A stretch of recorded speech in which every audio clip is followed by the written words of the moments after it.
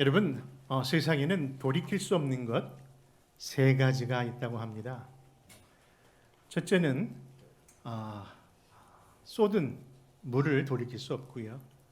그리고 쏜 화살을 돌이킬 수 없고, 그리고 흘러간 시간을 돌이킬 수 없다고 합니다. 근데 또 하나 있더라고요. 내뱉은 말도 돌이킬 수 없습니다. 이처럼 정말 흘러가는 이 세월 속에 실수와 또 부족함이 드러날 때마다 내가 왜 그랬지? 하지만은 이미 내뱉은 말, 이미 엎질러진 물, 그리고 흘러간 시간 속에 안타까움이 우리 인생의 모습인 것 같습니다. 그러나 제일 안타까운 것은요, 흘러간 시간일 겁니다. 여러분, 이 흘러간 시간은요, 정말 얼마나 안타깝던지 그것을 알고 있는 성경은 우리들에게 그래서 세월을 아끼라고 하지 않았느냐. 아멘. 여러분, 지혜자가 뭡니까? 자기의 날수를 계수하는 자가 지혜자의 마음을 갖는다고 하신 것을 보면은요, 정말 자기 살아온 삶을 돌아보는 것 참 중요하다 생각됩니다. 근데 여러분, 그런 의미에서 여러분들은 정말 지혜자의 삶을 살고 계시나요? 우리 어른들은요, 이렇게 보니까 그래도 참 인생을 살면서 멋이 있으신 것이 그냥 나이만 드시는 것이 아니라 연륜이 느껴지는 표현들을 합니다. 연세가 어떻게 되십니까? 내 나이 7학년 2반이야. 여러분, 그냥 표현할 수도 있는데 그렇게 표현을 하는 것은 그만큼 삶의 여유와 그런 모습이 드러나는 표현이겠죠. 그러나 그러면서도 안타까워하는 것은 나도 과거에는 18세 청춘이었다고. 나는 젊어봤지만 너희는 늙어봤냐? 하면서 말입니다. 여러분, 인생길을 걷다 보니까요, 정말 그 연륜에 따라 세월이 그 스피드가 비례하는 것을 경험합니다. 여러분, 20, 30대에는요, 왜 이렇게 세월이 안 가지? 나도 빨리 나이 먹고 어른이 되고 싶은데. 근데 어느 날 인생 고속도에 올라와 보니까요, 웬일입니까? 기본 속도가 60마일로 넘어섰습니다. 그리고 어떤 사람은 마치 70, 80, 100마일까지 간다고 표현합니다. 근데 문제는 아무리 빠른 인생을 산다 할지라도 앞서가는 인생을 잡을 수 없고요, 그 아쉬운 인생을 돌이킬 수가 없는 겁니다. 그러다 보니 새로운 인생길에 내가 잡은 것이 무엇인가 바라봤더니요, 손에 아무것도 잡은 것 없고, 도대체 성공을 위해 살아봤지만은 무엇이 성공인지 어디 자랑할 것이 많지 않은 것 같습니다. 인터넷에 보니까요, 연령별로 성공의 기준을 이렇게 나누더라고요. 4살 때의 성공은 바지에 오줌 싸지가 않는 것이 성공이고요. 10살 때의 성공은 친구 사귀는 것이 성공이고, 그리고 20대의 성공은 뭐예요?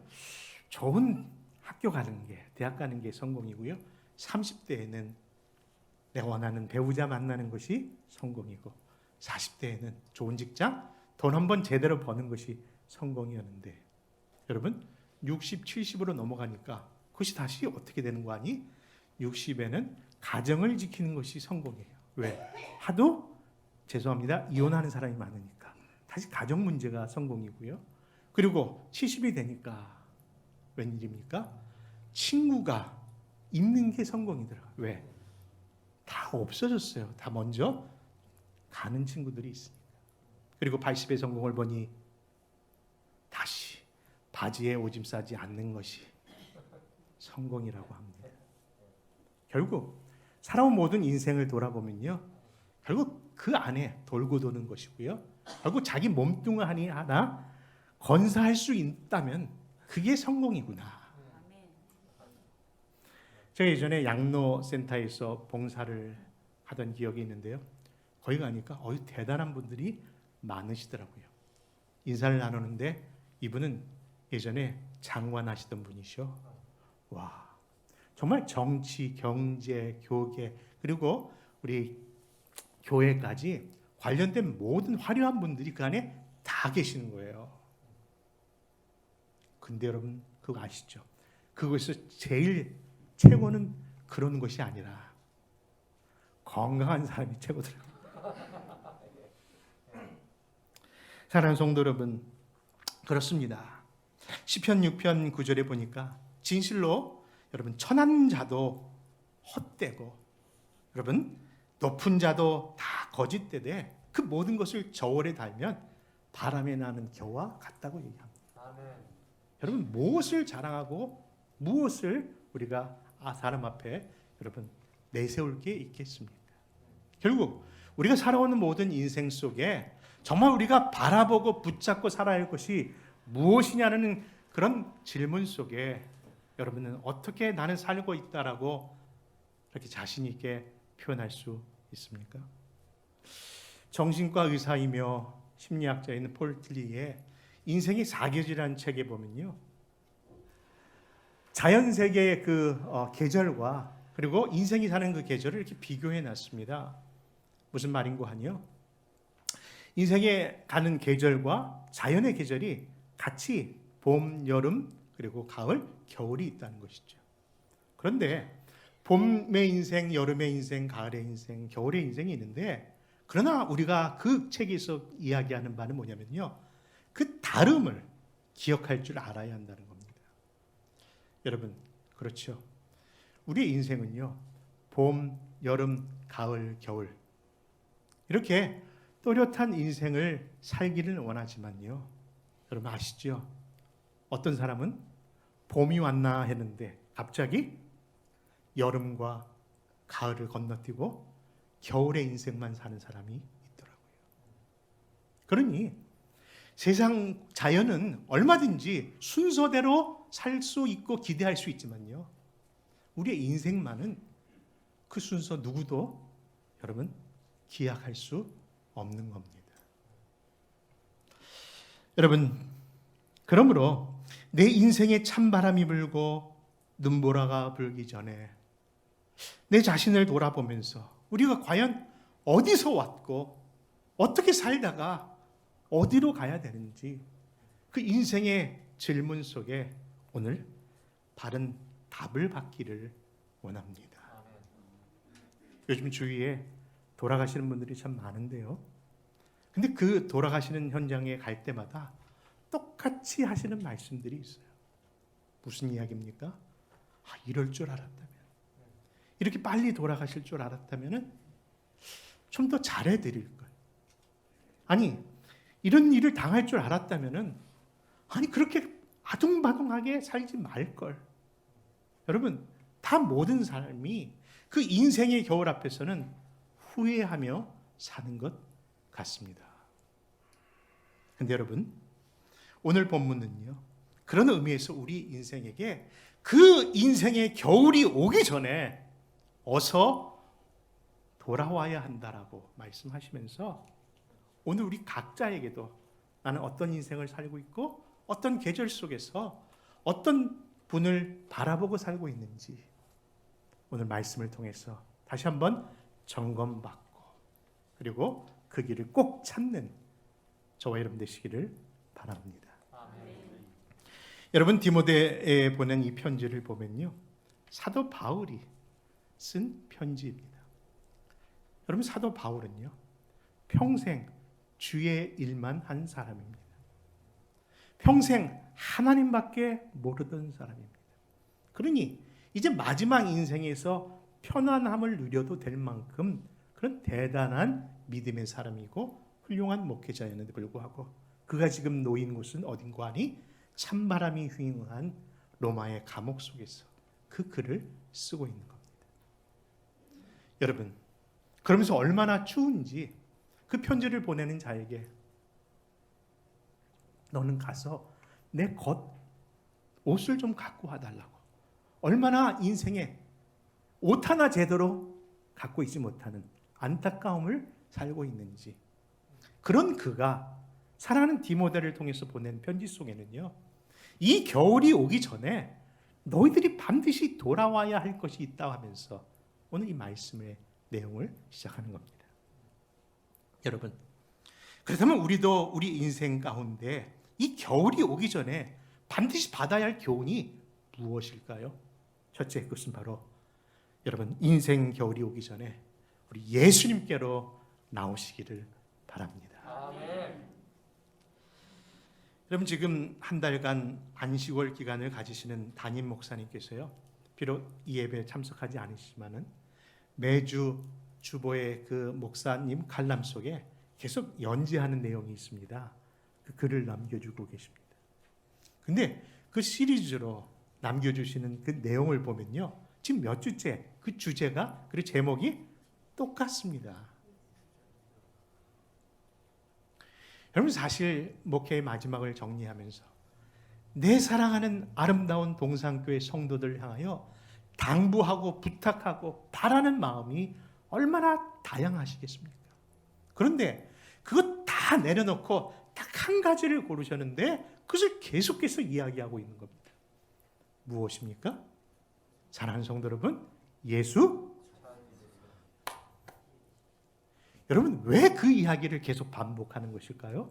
그것은 바로 우리 인생에서 가장 중요한 사실이 예수 믿는 것이고 이제 우리는 예수 잘 믿는 자리까지 나가야 되기 때문에 그런 줄 믿습니다. 여러분 그런 의미에서 사랑하는 성도 여러분 정말 우리 모두 그 당부에 대답하는 마음으로 다 같이 목사님 우리 예수 잘 믿을게요 라는 마음으로 우리 한번 감사의 박수 한번 하십시다.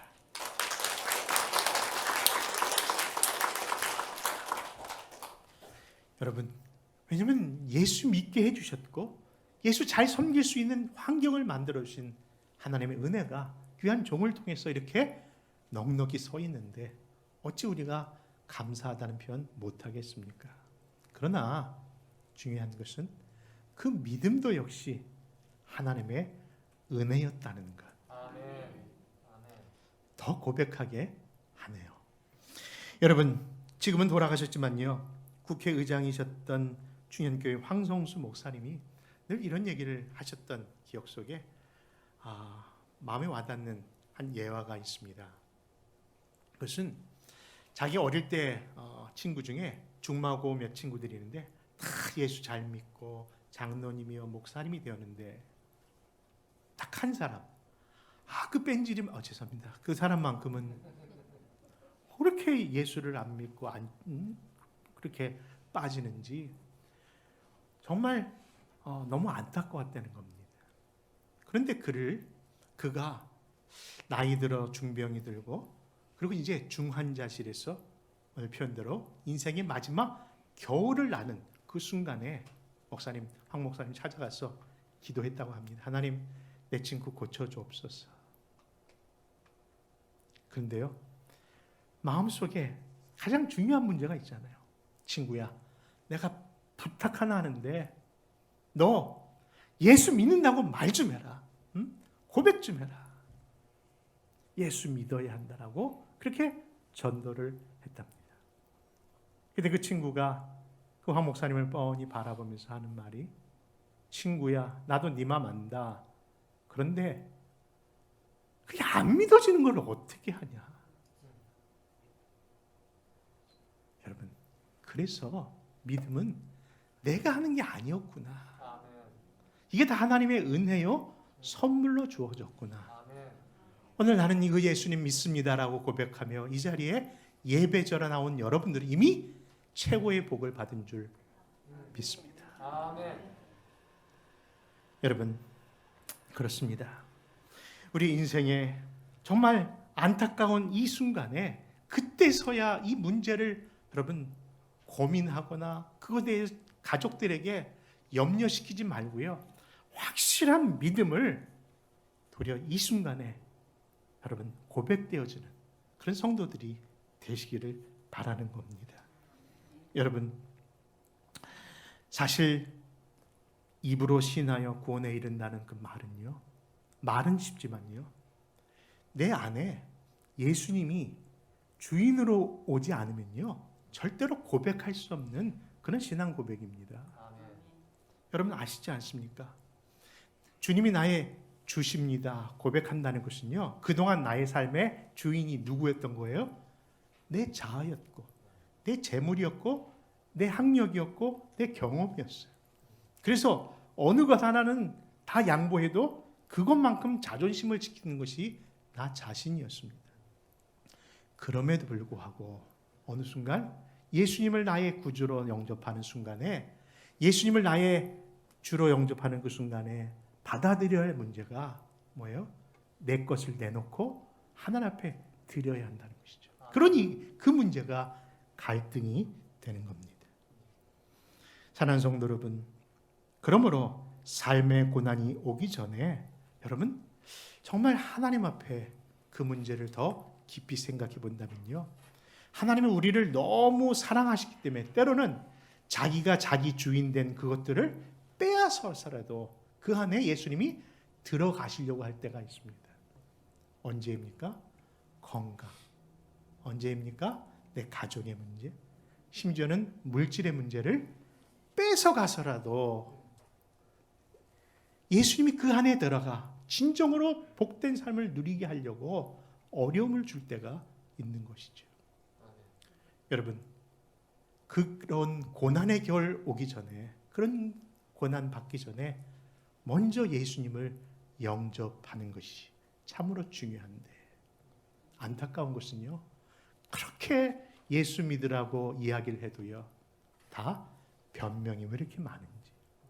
사실 우리 하나님은요, 지금만 부르신 것이 아니라 우리 일생 모든 삶 속에 때로는 내 가족을 통해서, 때로는 친구를 통해서, 때로는 병원에 진료하는 닥터의 말 한마디를 통해서 이렇게 살면 안 된다는 이야기를 들었음에도 불구하고 우리가 그런 모든 부르심에 대하여 바쁘다고, 힘들다고, 지금은 때가 아니고 내가 너무 죄가 많아서 나는 지금 못 갑니다라고 그렇게 외면했던 것들. 여러분, 그런 의미에서 한번 생각해 본다면요, 사랑하는 성도 여러분, 우리 예수님께서는 여전히 그 사랑하는 자녀들이 돌아오기를 바라는 마음으로 뭐예요? 지금도 우리 안에 마음의 문을 두드리고 계신 하나님임을 믿으시기 바랍니다. 아멘. 예수님은요, 지금도 문 밖에 서서 우리들이 그 문을 열면 내가 그 안으로 들어가겠다고 그렇게 서 계신 분이십니다. 아멘. 그런데요, 여러분, 이 말씀을 들을 때마다 보여지는 그림이 한 장 있죠. 뭡니까? 문 밖에 서신 예수님의 모습. 근데 그 문 밖에 서 있는 예수님의 그 모습과 함께 있는 그 문은요, 뭐가 없어요? 문고리가 보이지 아니하는 문 속에 예수님이 서 계세요. 그 앞에. 그래서 그 문은 누가 열어야 돼요? 안에서만 열어야 돼요. 그래서 그 안에서 열기만 기다리고 계신 예수님이 바로 그 모습 속에 그려진 내용인 겁니다. 사랑하는 성도 여러분, 예수 믿으라고요? 저 예수 믿어요. 저 교회 나가요. 여러분, 그 차원이 아닙니다. 정말 마지막 때에 다들 믿는 자를 보겠느냐라고 하시는데, 정확한 성경적인 표현은 믿는 자가 아니라 믿음을 보겠냐잖아요. 왜냐하면 믿는 자는 많습니다. 근데 진짜 믿음이 없어요. 무슨 믿음이에요? 예수를 고백하는 믿음은 있는데, 하나님의 자녀라고, 하나님의 아들이라고 고백하는 믿음인데 그분이 나의 주라고 하는 고백이 나타나질 않아요. 그래서 여전히 아직도 내 삶의 주인이 나로 나타날 때가 너무 많은 거라는 겁니다. 그래서 예수님이 지금 문을 두드리고 있는 그 말씀의 현장은요, 안 믿는 사람에게 하셨던 요한계시록 3장이 아니라 그것은 뭡니까? 라오디아 교회 교인들에게 하셨던 말씀이라는 것을 되새겨 본다면은 그 말씀은 누가 들어야 돼요? 지금 이 자리에는 저와 여러분들이 또 들어야 할 말씀이지요. 그러므로 여러분, 이제는 그냥 예수 믿어가 아니라 목사님의 표현처럼 예수 잘 믿는 성도들이 되시기를 주님의 이름으로 다시 한번 부탁합니다. 아멘. 여러분, 두 번째, 이 겨울이 오기 전에요, 용서와 화해의 삶을 사시자는 겁니다. 봄에 나오는 이름 중에 정말 기억되는 아주 특별한 이름이 두 명이 나오는데요. 첫째는 대마가 나오고요, 두 번째는 마가가 나옵니다. 여러분, 대만은요, 사도 바울과 함께 1, 2차 선교 여행을 했던 자이고, 심지어는 감옥에도 같이 갇혀서 복음을 같이 전했던 정말 믿음의 동역자요, 조력자입니다. 그랬던 그가 어느 순간 뭐예요? 세상이 좋아서 그냥 떠나버린 거예요. 아니, 그런 하나님의 귀한 주의 종이 세상으로 나간 겁니다. 그가 누굽니까? 대마입니다. 정말 저런 사람이 다 있을까? 실망의 상징 인물이 된 거죠. 마가도 마찬가지입니다.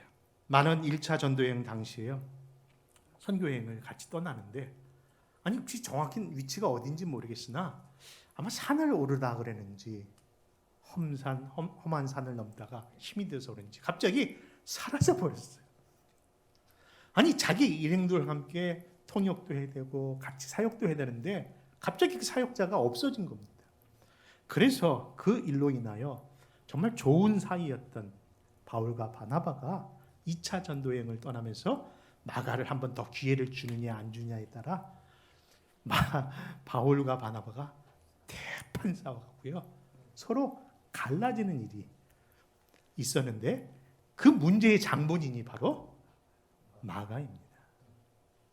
그런데 지금 인생 마지막 순간에 이 사도 바울이 그 두 사람의 이름을 거론하는 거예요.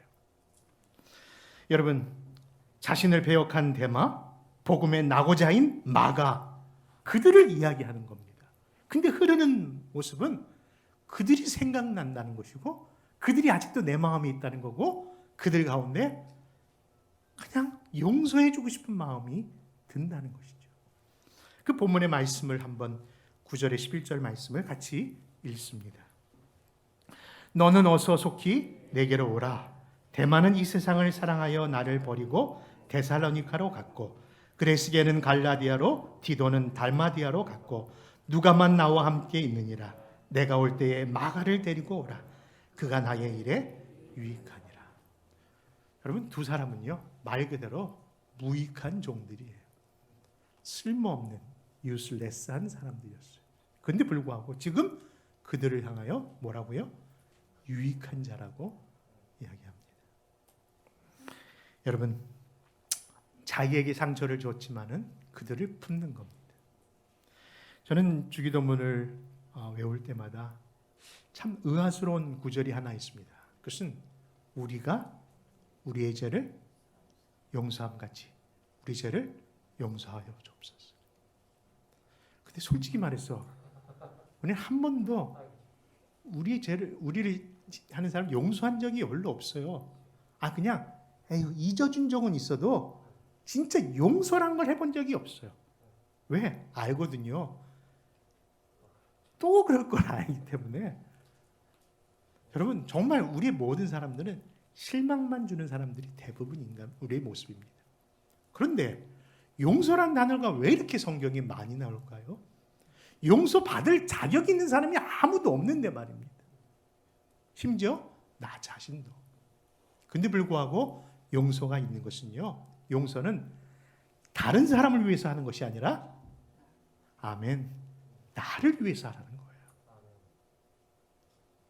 여러분, 임종 예배를 갈 때마다요, 그 마지막 그 순간에 많은 분들이요 진짜 그런 모습을 보이더라고요. 아들아 미안했다. 며느라 내가 미안했다. 내가 잘못했다. 왜 죽음 앞에서 그 표현을 꼭 해야만 할까요? 주님 앞에 섰을 때 내가 10,000달란트 받은 자로서 너가 어떤 삶을 살았냐는 그 단어가 정말 하나님 앞에 섰을 때 부끄럽게 하지 않기 위하여 우리들이 해야 할 일이 바로 용서와 용납이구나. 여러분, 교회를 다니다 보면요 정말 안타까운 사람들이 정말 많습니다. 그런데 그럼에도 불구하고 그 사람들이 왜 이렇게 당당한지, 그 사람들이 교회를 안 나오는 이유를 물어보면요 다 섭섭함이 많대요. 근데 여러분 생각해 보십시오. 예수님이 섭섭하게 하셨습니까? 아니에요. 그럼 교회 자체가 섭섭하게 했습니까? 아니에요. 다 나 때문이에요. 다 우리 때문에 이루어진 문제예요. 그도 포함해서요. 그런데 다 그 모양, 그 모습을 갖고 있는 사람끼리 있으면서 왜 우리는 서로 누가 더 낫다, 잘못했다 이야기를 하는 걸까요? 여러분, 교회 특별히 목사가 구역 식구를 이렇게 편성할 때요, 참 힘들어요. 왜냐하면 분명히 구역은 지역을 따라, 연령을 따라 이렇게 나눈 건데 꼭 그거 보고 난 이 사람 같이 구역이면은 구역 모임 안 갑니다. 아주 서슴없이 얘기를 합니다. 그러면서 이 사람은 좋고 이 사람은 나쁘다는 얘기를 해요. 근데 여러분 아시죠? 도대체 그 좋고 나쁨의 기준은 누가 정한 겁니까? 교회 단체 사진을 찍을 때도 마찬가지입니다. 여러분, 분명히 사진사가 앞에 찍은 분이 자, 찍습니다. 하나, 둘, 셋 하고 찍었는데 눈 감은 사람이 잘못이지. 딴 데 본 사람이 잘못이지.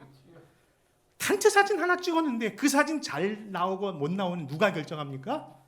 내가 잘 나왔으면 잘 나온 좋은 거고 아니면 잘못 다시 찍어야 된다고 얘기하는 것은 너무한 거 아닙니까? 근데 이 모습이 뭐예요? 이 땅의 교회예요. 여러분, 그래서 도리어 하나님이 대단하시다는 거예요. 왜입니까? 오합지졸이 모였는데 불구하고 그런 공동체를 하나님이 사랑하신다는 것이고요. 그 공동체를 교회라고 불러주시고 지금도 그 사람들 통해서 만들어 가시는 일을 하고 계세요. 그게 성화고요. 그거 약속이 영화입니다. 지금은 우리가 공사 중이라 내세울 건 없지만요. 하나님 솜씨 참 좋거든요. 그래서 천국에 가실 때면요. 저 사람이 이렇게 변했음을 우리 모두 감탄할 겁니다. 근데 최고의 감탄은 누가 돼야 합니까? 내가 돼야 될 줄 믿습니다. 여러분, 그렇기 때문에 여러분 그 어떤 것보다도 가장 이기적이고 자기심 숙인 사람들을 모아놓고 하나님의 이 일을 한다면요. 그 10,000달란트 받은 은혜를 잊지 않고 우리도 내 남은 생애에 뭐하고 살자?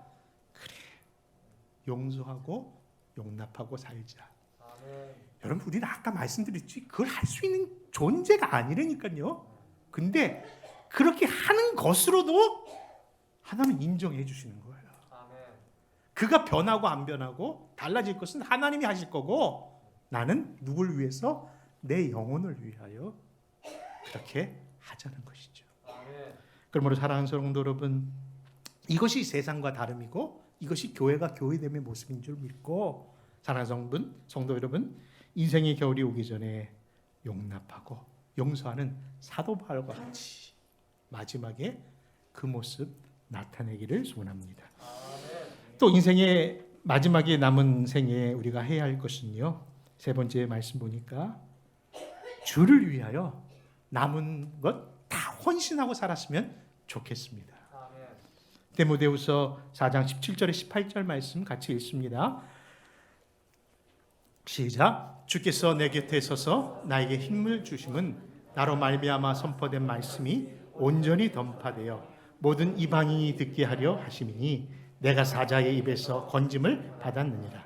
주께서 나를 모든 악한 일에서 건져내시고 또 그의 천국에 들어가도록 구원하시리니 그에게 영광이 세세 무궁토록 있을지어다. 아멘. 여러분, 이제 이런 표현을 해도 충분히 여러분들이 인식을 하고 답변을 할 수 있을 줄 압니다. 무슨 말인가 하니 여러분은 지금 인생 가운데 어느 계절을 살고 계십니까? 24시간의 시간표로 본다면 지금 몇 시에 살고 있으십니까? 여러분들은 아침 시간을 살고 계십니까? 점심 시간을 살고 계십니까? 아니면 저녁 시간을 살고 계십니까? 아니면 여러분, 봄입니까? 여름입니까? 가을입니까? 겨울입니까? 그 질문을 다 들을 수는 없지만요, 한 가지 서로 같이 공통으로 고백할 수 있는 한 계절이 있는데, 그것은 바로 누구에게나, 이 자리에는 누구에게나 다 겨울이 곧 올 거라는 겁니다. 근데 여러분, 그 겨울이 오기 전에 남은 내 인생 한번 주를 위하여 온전히 한번 들려드릴 수 있다는 것, 그 좋은 기회가 아닐까요? 아멘. 여러분, 진짜 할 수 없을 때가 와요. 하고 싶어도 할 수 없을 때가 와요. 근데 지금 그래도 할 수 있을 때 적은 것이나마 마음과 힘과 정성을 다하여 드릴 수만 있다면요, 아멘. 하나님 그거 너무 좋아하실 것 같아요. 아멘. 목사님, 젊은 사람들이야 할 수 있지만요, 지금 내 나이가 얼마인지 아십니까? 8학년이 넘었어요. 목사님, 그런 얘기하면 저 부담됩니다. 저 남편 없어요. 자식도 없어요. 나 혼자 살아요. 뭘 기대하십니까? 근데 여러분, 그렇기 때문에 더 드리자는 거예요. 아멘. 예수님은요, 절대적으로 평가하시는 게 아니라 그 사람 따라 다르게 귀하게 보세요. 두 랩돈을 귀하게 보시는 것처럼 아멘. 여러분들이 할 수 없음에도 불구하고 하는 것을 더 귀하게 여기신다니까요. 아멘. 여러분, 저는 그런 핑계를 대는 분들마다 갑자기 떠오르는 늘 말씀이 있는데요. 그것은 바로 디모데전서 5장에 나타나는 인물들입니다. 거기에는요, 교회 관련된 여러 가지 일 가운데 특별히 과부에 대한 이야기가 나와요. 무슨 얘기냐면 홀로 사시는 분들, 그분들의 얘기가 나오면서 5장 전체를 하려면서 이분들을 어떻게 대해야 되고 어떻게 섬겨야 되는지를 이야기하고 있어요. 근데 여러분, 그거 아시죠? 새 중에 진짜 새가 참새이고요, 조기 중에 진짜 맛있는 조기가, 다 잘 아시네요. 근데 과부 중에 진짜 우리가 기억하고 섬겨야 되고 또 귀히 여겨야 될 과부가 무슨 과부? 참과부더라고요.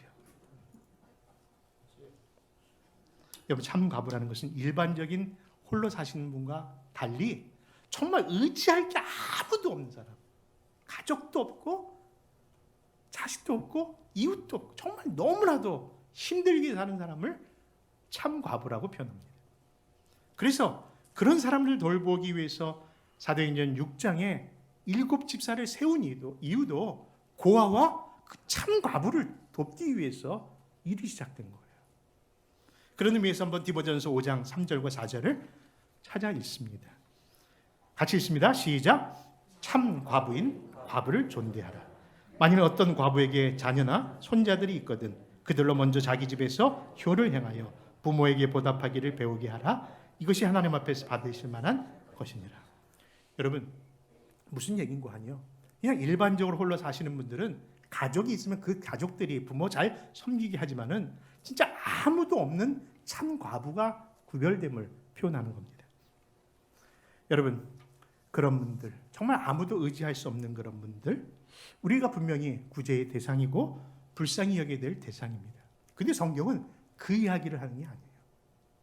뭐냐면은 이분들이야말로, 이 참 과부들이야말로 정말 아무것도 의지할 수 없는 그렇게 살아가는 그들이야말로 교회에 진짜 필요한 유익되는 일꾼들이라는 거예요. 다시 말씀드리면 나는 나이도 많고 형편도 없고 또 도와줄 힘도 없는데 제가 뭘 한다는 얘기입니까? 여러분들, 왜 이분들이 귀히 여김을 받아야 되냐면요, 이분들이야말로 하나님 나라를 위하여 그리고 주의 종들을 위하여 정말 크게 힘이 되는 분들이기 때문에 그렇습니다. 왜 그럴까요? 그것은 5절에 이렇게 말씀합니다. 5절입니다. 같이 읽습니다. 시작. 참 과부로서 외로운 자는 하나님께 소망을 두어 주야로 항상 간구와 기도를 하거니와. 여러분, 그렇습니다. 다른 어떤 것도 의지할 게 없기에 누구만 바라봅니까? 그런 분들이라는 거예요. 이분들은 오직 하나님만 의지하고 사는 거예요. 그래서 그것을 하늘의 소망이라고 부르면서 말입니다. 그래서 하늘 소망을 부르짖고 사니까, 그것만 바라보고 사니까 그들의 기도에 뭐가 있어요? 간절함이 있고, 그 간절함은 역사하는 능이 강한 거예요. 그래서 그분들이 앉아서 곳곳에서 기도하고 섬겨주면요, 당연히 교회가 부흥하게 돼 있고, 그 교회 리더인 목사는 힘을 받는 겁니다. 그래서 부디 바라기는 남은 인생 짐이 되는 사람으로 기억되기보다는 힘이 되는 일꾼들 되시기를 바랍니다. 여러분, 소년에서 청년에서 장년에서 노년으로 가며 두 길이 있다지 않습니까? 어떤 길? 그냥 노인이 되는 길과 그리고 어른이 되는 길. 여러분, 난 아무것도 못해. 그는 그냥 노인입니다.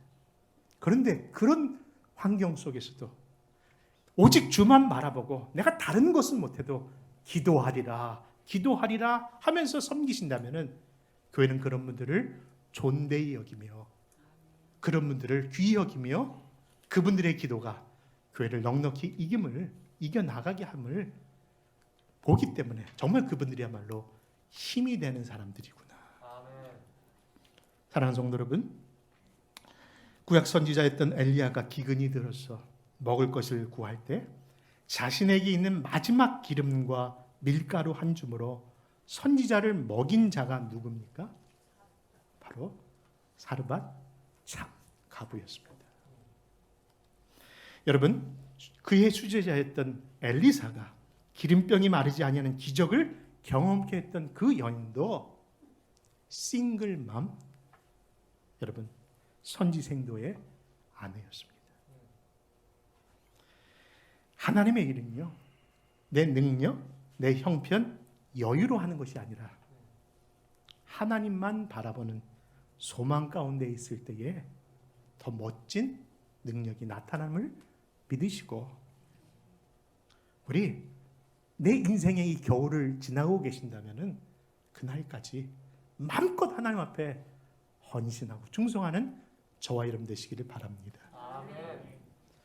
산을 지키는 것은 호랑이나 사자가 아니라 묵묵히 그냥 그 자리에 서 있는 나무입니다.